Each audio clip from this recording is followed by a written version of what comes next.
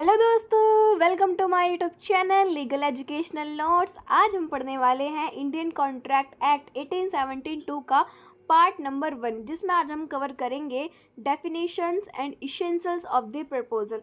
आइए दोस्तों स्टार्ट करते हैं और बड़े ही इंटरेस्टिंग तरीके से समझते हैं। तो इस वीडियो में सबसे पहले हम बात करेंगे प्रपोजल की डेफिनेशन को, जो दी गई है कॉन्ट्रैक्ट एक्ट के 2 क्लॉज ए में, जो कहती है when one person to signify to another his willingness to do or abstain from doing with a view to obtaining the assist of that other to such act or abstains, he is said to make a proposal। यानी कि दोस्तों, जब कोई व्यक्ति किसी कार्य को करने या ना करने की अपनी इच्छा किसी दूसरे व्यक्ति के सामने इस प्रकार के आशय से रखता है कि वह व्यक्ति उसकी उस इच्छा पर कोई प्रतिक्रिया दे, या तो पॉजिटिव में या निगेटिव में, तो दोस्तों इसी को कहते हैं प्रपोजल या ऑफर। आइए एक एग्जांपल के थ्रू देखते हैं। मान लीजिए ए नामक व्यक्ति ने बी नामक व्यक्ति से कहा कि उसके पास एक कार है जो उसे वो 2 लाख में बेचना चाहता है। तो क्या बी नामक व्यक्ति उस कार को खरीदेगा? दोस्तों यहाँ पर ए नामक व्यक्ति जिसकी इच्छा क्या है, कार बेचने की, तो वह इच्छा बी नामक व्यक्ति के सामने रखता है। तो ए चाहता है कि बी नामक व्यक्ति उस पर अपनी कोई प्रतिक्रिया दे, या तो निगेटिव में दे या पॉजिटिव में दे। तो दोस्तों यही थी प्रपोजल की डेफिनेशन। तो अब हम जानते हैं कि प्रपोजल को कंप्लीट करने के लिए कौन कौन से एसेंशियल्स होते हैं। तो फर्स्ट है, offer must be made with the intentions to create a legal relationship, which means an offer in order to constitute a contract must be intended to create and be capable of creating legal relationship. Merely social or moral relations not intended to money have a value will not constitute legal obligation।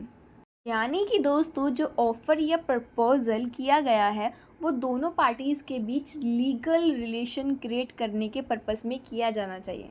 मतलब अगर कोई भी proposal social या moral relations को create करने के लिए किया गया है तो वो प्रपोज़ल नहीं समझा जाएगा। आइए एक एग्जांपल के थ्रू समझते हैं। मान लीजिए ए नामक व्यक्ति ने बी नामक व्यक्ति को खाने पर बुलाया। ए ने प्रपोज़ल रखा कि आपको मेरे घर आना है खाने पर। बी ने उसको एक्सेप्ट कर लिया। अब क्या हुआ, वो शाम को पहुंचने में असमर्थ हो गया। जो बी नामक व्यक्ति है वो किसी कारणवश वहां नहीं पहुंच पाया। अब जो ए नामक व्यक्ति है उसने केस कर दिया बी नामक व्यक्ति पर कि जो बचा हुआ खाना था मुझे उसका कंपनसेशन दो क्योंकि वो वेस्ट हुआ है। दोस्तों अब ये बताइए कि यहाँ पर कोई लीगल रिलेशनशिप अराइज हुआ? क्या लीगल रिलेशनशिप के लिए कॉन्ट्रैक्ट हुआ था? तो ए नामक व्यक्ति ने बी नामक व्यक्ति को खाने पर बुलाया। बी नामक व्यक्ति आने में असमर्थ हो गया, तो यहाँ पर कोई लीगल रिलेशनशिप अराइज नहीं हुआ, कोई कॉन्ट्रैक्ट नहीं हुआ था। तो कोर्ट ने यहाँ पर बताया कि जहाँ पर पार्टीज़ के बीच में लीगल रिलेशनशिप क्रिएट नहीं होगा तो वहाँ प्रपोजल नहीं माना जाएगा। आई होप दोस्तों आपको समझ में आया होगा। अब हम पढ़ते हैं नेक्स्ट पॉइंट, एंड नेक्स्ट है, mere statement of one's intention is not sufficient to constitute offer, which means the offer must be made with the intentions to obtain the access to another regarding the doing or not doing of a particular act। यानी कि दोस्तों सिर्फ statement जो है वो offer या proposal को रखने के लिए सफिशेंट नहीं है। आइए एक एग्जांपल देखते हैं। मान लीजिए ए नामक व्यक्ति बी नामक व्यक्ति से कहता है कि मेरे पास कुछ बकरियां हैं और मैं चाहता हूं कि मैं उन्हें बेच दूं। तो क्या ये ऑफ़र होगा? नहीं, क्योंकि दोस्तों हमने डेफिनेशन में पढ़ा है कि व्यक्ति चाहता है कि सामने वाला व्यक्ति उस पर कोई अपनी प्रतिक्रिया दे, पॉजिटिव में दे या निगेटिव में दे। क्या किसी की स्टेटमेंट पर कोई व्यक्ति अपनी प्रतिक्रिया दे सकता है? नहीं। जैसा कि अब इसी एग्जांपल की बात करें, ए ने बोला कि मैं अपनी कुछ बकरियां बेच दूं, तो क्या इस पर कोई कह सकता है कि हाँ मैं खरीदूंगा? नहीं। तो सिर्फ किसी व्यक्ति की स्टेटमेंट सफिशेंट नहीं है किसी ऑफर को कॉन्स्टिट्यूट करने के लिए। थर्ड पॉइंट है, offer must be communicate to the offer, which means it is to be remembered that there is no offer till it is communicated to the offer, as otherwise he can't be accepted, being completely unaware of it। यानी कि दोस्तों जो offer है, जो proposal है, वो communicate होना चाहिए ऑफ़री को, मतलब नॉलेज में आना चाहिए जिसके लिए ऑफ़र किया जा रहा है या जिसके लिए ऑफ़र किया है, तो उसकी नॉलेज में भी आना ज़रूरी है। अगर जिसके लिए ऑफ़र किया जा रहा है और उसकी ही नॉलेज में नहीं है तो ऑफ़र नहीं माना जाएगा। इसी में एक बड़ा ही इंटरेस्टिंग केस है लालमन शुक्ला वर्सेस गौरी दत्त। तो दोस्तों ये केस है 1913 का। कानपुर में एक सेठ रहता था जिसका नाम था गौरी दत्त, और उसी का एक बड़ा ही प्यारा सा नेफ्यू था जो किसी रीज़न से घर से भाग गया। अब बहुत दिन हो गए वो घर वापस नहीं आया, तो गौरी दत्त ने अपने नौकर लालमन को उसको ढूंढने के लिए भेजा।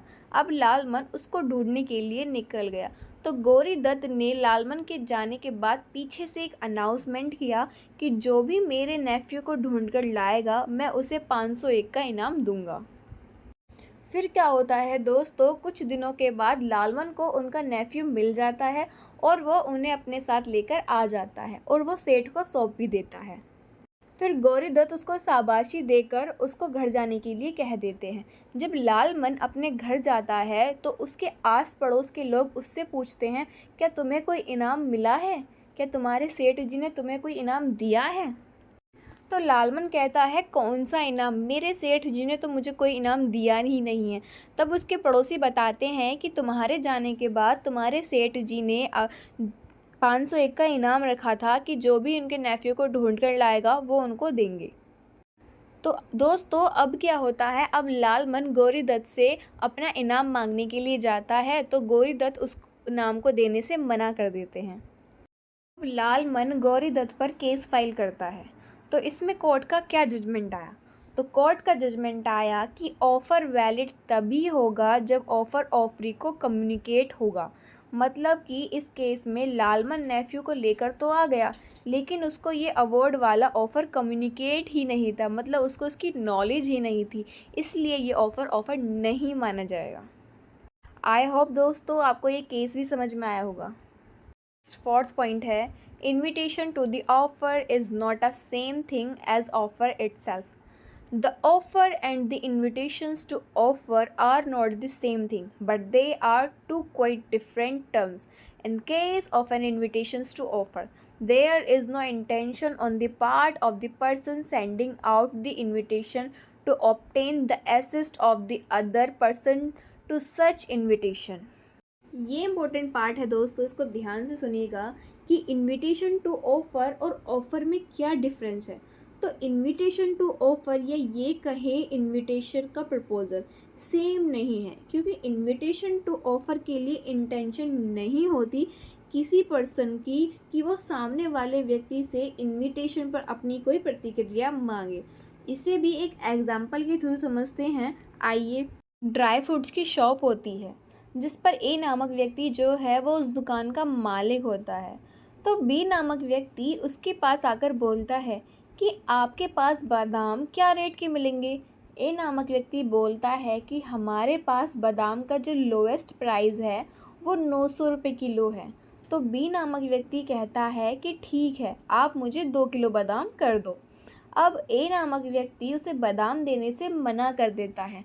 वो बोलता है कि मैं आपको बादाम नहीं दूंगा, मैं अपने बादाम नहीं बेचूंगा।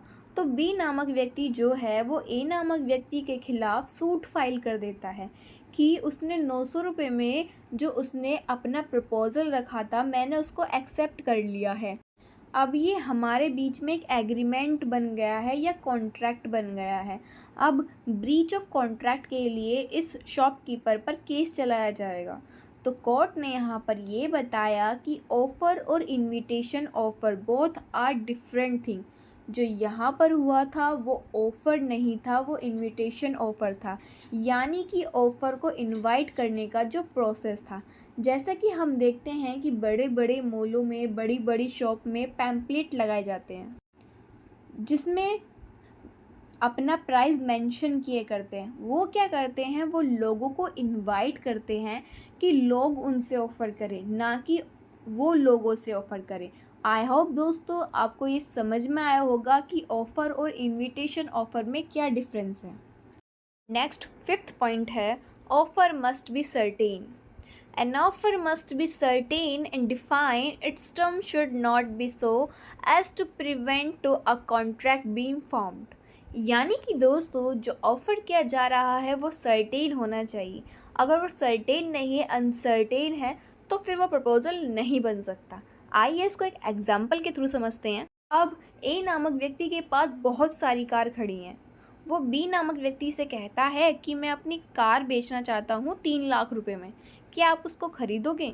और बी नामक व्यक्ति हाँ कर देता है। अब यहाँ पर सर्टेनिटी नहीं थी कि यहाँ पर वो अपनी कौन सी कार बेचना चाहता है, कि वो कौन सी कार उसको देगा, कौन कौन सी कार वो अपने पास रखेगा। अब जो बी ने एक्सेप्ट किया है वो कौन सी कार के लिए ये किया है तो ये भी नहीं पता। तो दोस्तों ऑफ़र के लिए सर्टेनिटी होना बहुत ज़रूरी है। 6th पॉइंट है, offer must be made in the form of request, not as order, which means it is must be remembered that a proposal can't make offer in the form of order. So to complete the offeree to reply to his offer, rather he must make a request to his effect.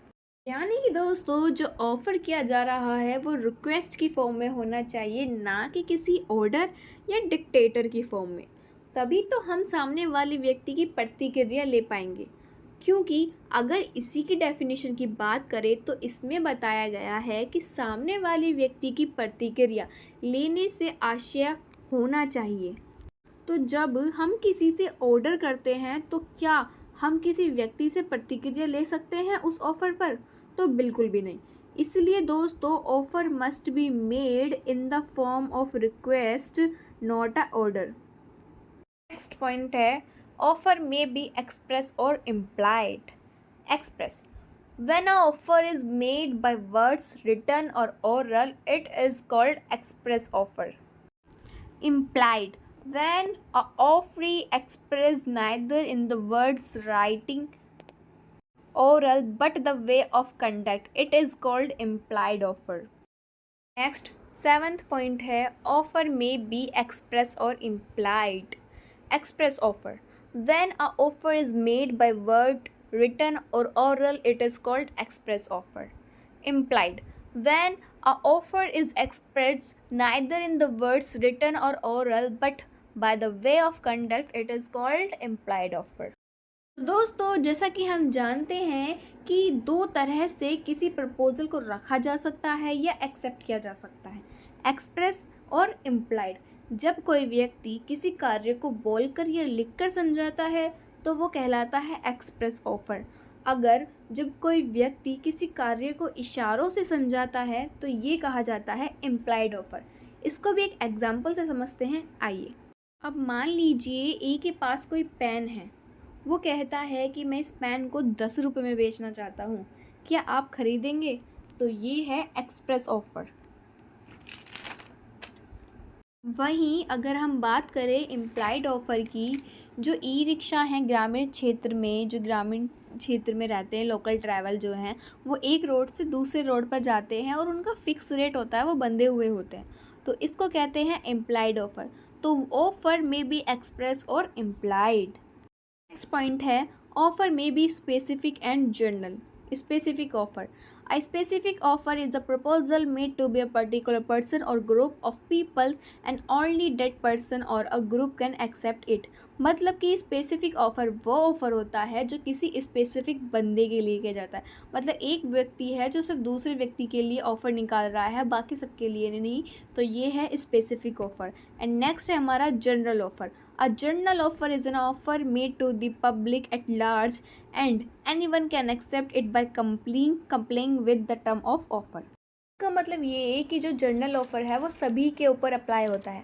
मान लीजिए जैसे कि हम Meesho I hope सब चलाते होंगे, तो मीशो पे जो सेल निकलती है वो सभी के लिए निकलती है, किसी एक पर्टिकुलर इंसान या किसी एक पर्टिकुलर बंदे के लिए नहीं निकलती। तो ये है जनरल ऑफ़र जो बेसिकली सभी के लिए है, सभी पर अप्लाई किया जाता है। नेक्स्ट है, ऑफ़र में भी पॉजिटिव और निगेटिव। तो दोस्तों जैसा कि हमें पता है कि ऑफ़र जो है वो नेगेटिव भी हो सकता है और पॉजिटिव भी। मान लें यदि किसी व्यक्ति ने किसी कार्य को करने के लिए ऑफ़र किया है तो वो पॉजिटिव वे में है। अगर किसी व्यक्ति ने किसी कार्य को ना करने के लिए ऑफ़र किया है तो वो नेगेटिव में है। एक एग्जांपल देखते हैं। ए नामक व्यक्ति ने बी नामक व्यक्ति से कहा, अगर तुम मेरे घर में रोज़ सफाई करोगे तो मैं तुम्हें 500 रुपये पर डे के हिसाब से दूंगा। तो ये हुआ पॉजिटिव वे में। अगर हम नेगेटिव वे की बात करें तो ए नामक हस्बैंड ने बी नामक अपनी वाइफ से कहा कि अगर तुम मुझ पर मेंटेनेंस का केस ना करो तो मैं तुम्हें हर मंथ 5,000 रुपये एज अ मेंटेनेंस के रूप में दूंगा। तो दोस्तों यहाँ पर केस ना करने के लिए किया गया था, तो ये हुआ negative offer. Next last point है, ऑफर मे बी कंडीशनल और unconditional. For the acceptance of his proposal, a proper may impose one or more condition or may propose without any condition also। यानी कि दोस्तों जो offer या proposal है वो conditional भी हो सकता है और अनकंडीशनल भी हो सकता है। एग्जाम्पल देखते हैं। ए नामक व्यक्ति ने बी नामक व्यक्ति से बोला कि अगर तुम्हारे 10th में 80% आए तो मैं तुम्हें 10,000 रुपये दूंगा एज अ गिफ्ट। तो यह है कंडीशनल, यहाँ कंडीशन रखी गई है। तो दोस्तों यहाँ पर हुआ कंडीशनल ऑफर। आई होप दोस्तों आपको ये चैप्टर समझ में आया होगा और आपको हमारी वीडियो भी पसंद आई होगी। अगर आपको कॉन्ट्रैक्ट के ऐसे ही इंटरेस्टिंग टॉपिक पढ़ने हैं और चैप्टर्स पढ़ने हैं तो प्लीज़ हमारे पेज को फॉलो कर ले और हमारे चैनल को सब्सक्राइब कर दे, लाइक कर दे और कमेंट कर दे। मिलते हैं नेक्स्ट वीडियो में। Bye bye.